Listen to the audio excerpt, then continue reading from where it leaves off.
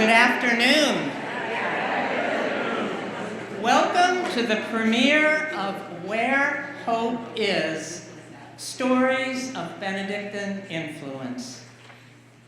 I am Sister Linda Romy, Coordinator of Communications and Development for the Benedictine Sisters of Erie.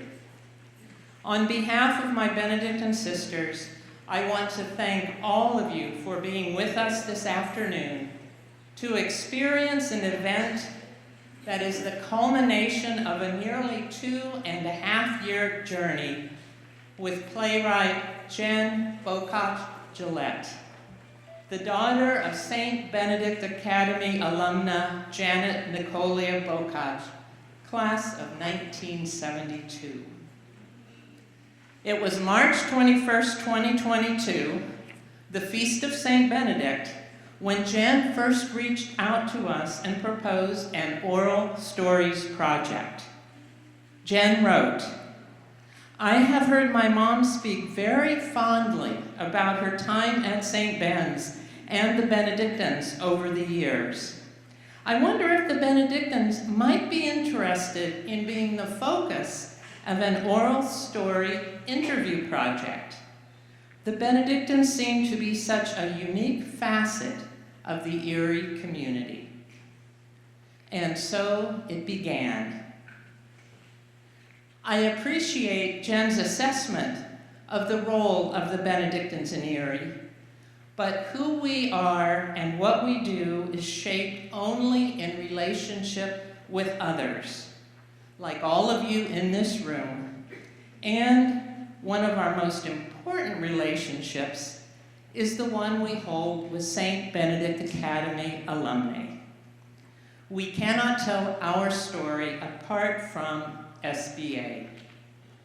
The Benedictine influence has been reverberating through SBA alumni for generations, and I believe our city and our world is a better place for it. Thank you, SBA alum.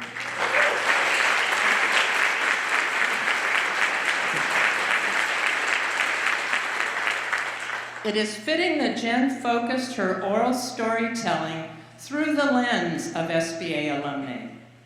In her conversations with women who graduated from St. Ben's 40, 50, 60, or more years ago, she heard women's stories in their own voices. Stories of struggle, of challenge, of hope, of inspiration. But the stories don't end with this telling. Through the children of SBA alumni, like Jen herself, through coworkers and neighbors and friends, through all of you, the Spirit lives on and the stories continue. We see where hope is now. Each one of us is shaped by our relationships, and we each influence those around us. And as we'll experience this afternoon, we never know how our choices and our actions shape others, or what they will take with them from encounters with us. The Benedictine sisters, our oblates, collaborators, benefactors, friends, and volunteers continue to share this wisdom tradition. But where hope is and how we shape it changes as life changes. For 120 years, we shared it with young women through SBA. On page 22 in your program booklet, we introduce a new way for young women to connect with us and experience something of what the young women at SBA experienced in their day. Jen is here this afternoon with the director of Where Hope Is, Ashley Thaxton Stevenson, and 5 actors from New York who have been working together on creating this production for over a year. It has been an honor to get to know each of them this week as they experienced Benedictine and Erie culture. Now, I'd like to welcome Jen and Ashley to the stage, and we'll get the show on the road. Thanks.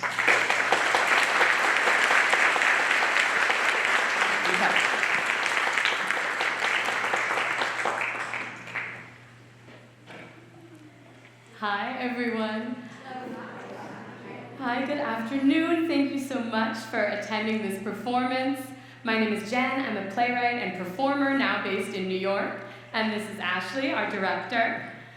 This show, as Linda said, has been a work in progress for more than 2 years. And bringing it to fruition with this reading is a huge source of joy. Special thank you to Matt Yakeley, who's helping us to film today, Greg and everybody at Grisey Audiovisual, to our actors and my lovely director for making this journey from New York, and to all the sisters, alums, and to Linda Romy, Michelle Scully, and Michelle Vasista for making this possible. I have spent a lot of time thinking about what to share in this playwright's note, and some of what I want to share is practical information. First off, I think it's important to say that it is okay to laugh. Some of these stories are funny.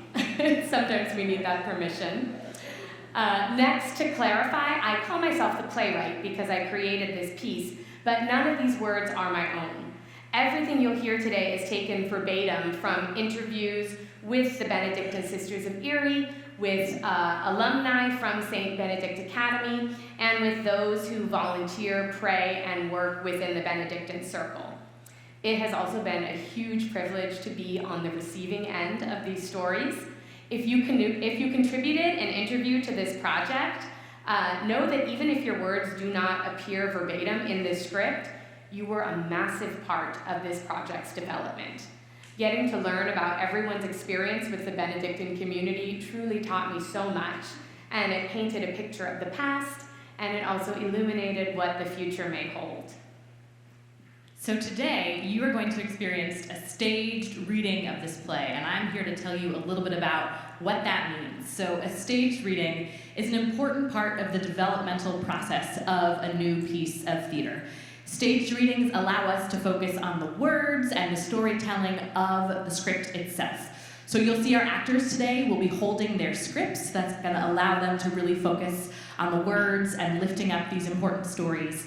And you are also going to see the beginnings of the exploration of what costumes, sets, and staging might look like if we were to do a fully realized and produced version of this show.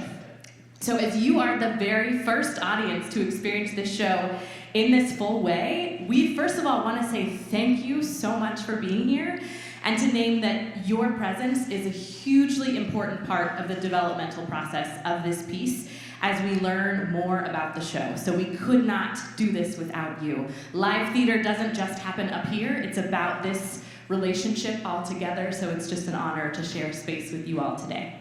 Some logistics: this reading is going to last just about 1 hour, and then afterwards we are going to have a brief talk-back conversation where you can meet the artists who brought this work to you today, and also so you have a chance to ask us some questions and we can be in community together.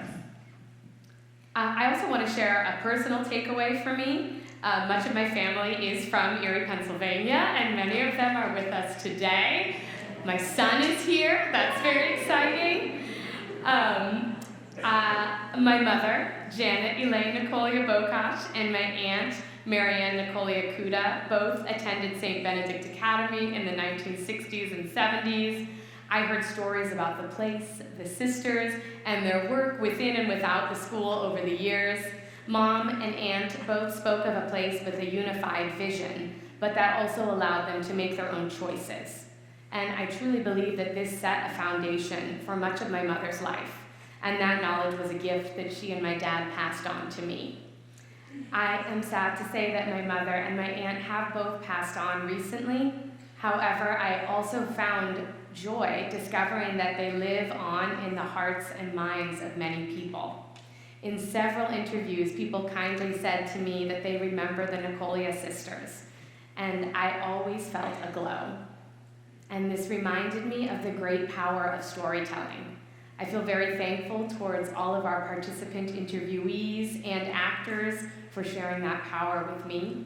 And thank you all for being here today so we can share that together. And now we are honored to share with you Where Hope Is, Stories of Benedictine Influence.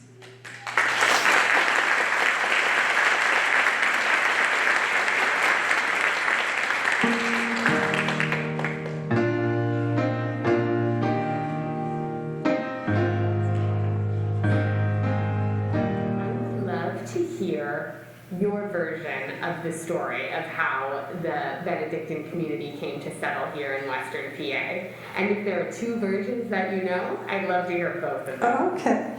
Well, as you probably already heard, in 1852, the sisters from Eichstätt came over to St. Mary's to make a foundation. They were not treated well by Boniface Wimmer, who was the one who invited them.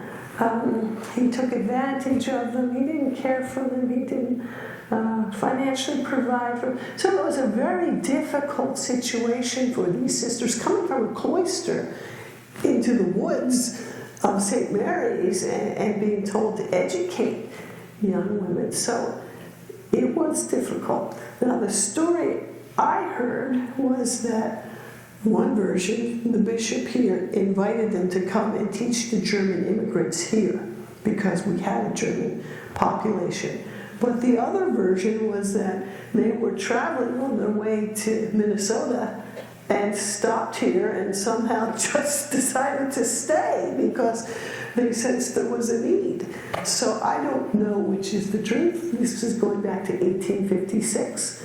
We don't have too many people among us who could verify the reality. The history of the church has been filled with patriarchy. And so we had the usual, this is a very common story for religious communities. There's a male in control who wants to be in charge. He wanted to appoint the superiors. He wanted to control everything with the sisters.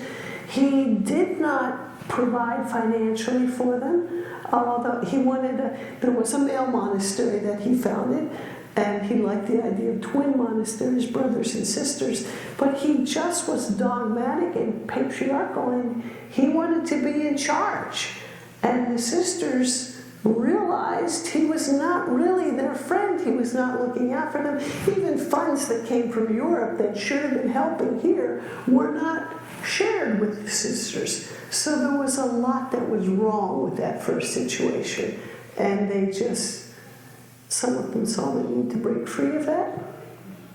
But that's a very common story for the history of religious women.